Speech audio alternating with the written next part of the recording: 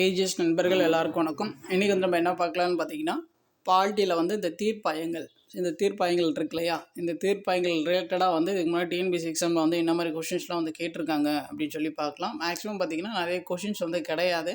So எல்லாமே பார்த்திங்கன்னா committee and commission அதுக்குள்ளே வந்து கவர் ஆயிரும். அது பார்த்திங்கன்னா ஆல்ரெடி ஒரு 3 வீடியோஸ் வந்து நம்ம அப்டேட் பண்ணி கொடுத்துருக்கோம். சப்போஸ் வந்து அதை யாராச்சும் பார்க்காம இருந்திங்கன்னா நம்ம சேனல் ப்ளேலிஸ்ட்டில் பாலிட்டி அப்படின்னு சொல்லிட்டு ஒரு ப்ளேலிஸ்ட் க்ரியேட் பண்ணி கொடுத்துருப்போம். அதில் பார்த்திங்கன்னா ஸோ பாலிட்டி ரிலேட்டடாக கேட்ட டிஎன்பிஎஸ்சி ப்ரீவியஸ் இயர் கொஷின்ஸ் எல்லாமே வந்து இருக்கும். அது மாதிரி பார்த்திங்கன்னா சப்ஜெக்ட் வைஸ் வந்து நம்ம எல்லாமே ப்ரீவியஸ் இயர் கொஷின்ஸ் வந்து அப்டேட் பண்ணி கொடுத்துருக்கோம்.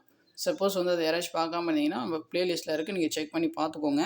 ஸோ நம்மளுடைய சேனல் சப்ஸ்கிரைப் பண்ணாதுங்க, கொஞ்சம் சப்ஸ்கிரைப் பண்ணி ஃபாலோ பண்ணி வச்சுக்கோங்க. நம்ம டாபிக் வைஸ் வந்து நம்ம ப்ரீவியஸ் இயர் கொஷின்ஸ் எல்லாமே வந்து கவர் பண்ணி கொடுத்துருவோம். சரி வாங்க பார்க்கலாம். ஃபர்ஸ்ட் கொஷின் பாருங்கள்.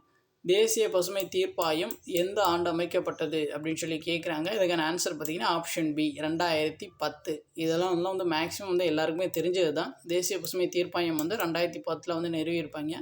ஸோ அடுத்து பாருங்கள், தகவல் அறியும் உரிமை சட்டத்தை பற்றி கொடுத்துருக்காங்க. தகவல் அறியும் உரிமை சட்டம் வந்து எப்போ கொண்டு வந்தாங்கன்னா 2005 வந்து கொண்டு வந்தாங்க. ஸோ அதில் பற்றி தவறான கூற்று வந்து எது அப்படின்னு சொல்லி கேட்குறாங்க. ஸோ எது தப்பாக இருக்குன்னா ஆப்ஷன் பி தான் வந்து தப்பாக இருக்குது. இது அனைத்து மாநிலம் மற்றும் யூனியன் பிரதேசங்களுக்கும் பொருந்தும் அப்படின்னு சொல்லி கொடுத்துருக்காங்க. அது வந்து தப்பு. ஸோ சரியானதெல்லாம் வந்து பாருங்கள். குடிமக்களுக்கு தகவல் அறியும் உரிமை சட்டத்தின் நடைமுறையில் இருக்கும் படியான ஒரு ஆட்சி முறையை அமைக்க வேண்டும். அதுக்கப்புறம் பார்த்தீங்கன்னா இது அனைத்து அரசியலமைப்பு நிறுவன ஆணையுரிமை கொண்டோருக்கும் பொருந்தும். ஸோ இது வந்து சரி. தனியார் நிறுவனங்களில் இச்சட்டத்தின் கீழ் நேரடியாக வரும்படி செய்யப்படவில்லை அப்படின்னு சொல்லி அவங்க கொடுத்துருக்காங்க. சரிங்களா? ஸோ சரியான ஸ்டேட்மெண்ட்லாம் பார்த்துக்கோங்க, நமக்கு யூஸ்ஃபுல்லாக இருக்கும். சப்போஸ் வந்து நமக்கு மெயின்ஸ் எக்ஸாம்ஸ் எழுதுகிறப்போ நமக்கு தகவல் அறியும் உரிமை சட்டத்தை பற்றி எழுதுக அப்படின்னு சொல்லி கொடுத்துட்டாங்கன்னா உங்களுக்கு இந்த மாதிரி பாயிண்ட்ஸ்லாம் வந்து யூஸ் ஆகும். அடுத்து பாருங்கள், மாநில மனித உரிமை ஆணையம் மனித உரிமை மீறல்கள் தொடர்பான மீறல்களை விசாரிக்க கீழ்கண்ட பட்டியலில் இருந்து மேற்கொள்ளலாம். ஸோ இதுக்கான ஆன்சர் ஆப்ஷன் சி, மாநிலம் மற்றும் பொதுப்பட்டியல். அடுத்து பாருங்கள், மத்திய நிர்வாக தீர்ப்பாயம் உருவாக்கப்பட்ட ஆண்டு. ஸோ இதுக்கான ஆன்சர் ஆப்ஷன் பி 1985.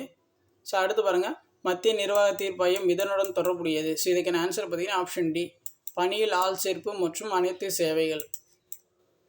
ஸோ அவ்வளோதான். இந்த டாப்பிக்கில் இருந்து கொஷின்ஸ் வந்து அவ்வளோ கிடையாது. எல்லாமே பார்த்தீங்கன்னா நம்ம கமிட்டி அண்ட் கமிஷன் அதிலே வந்து நம்ம நிறைய கவர் பண்ணி கொடுத்தாச்சு. நீங்கள் அதை கூட ரெஃபர் பண்ணிக்கலாம். சரிங்களா? ஸோ நம்மளுடைய சேனல் சப்ஸ்கிரைப் பண்ணாங்க, கொஞ்சம் சப்ஸ்கிரைப் பண்ணி ஃபாலோ பண்ணி வச்சுக்கோங்க. தேங்க்யூ.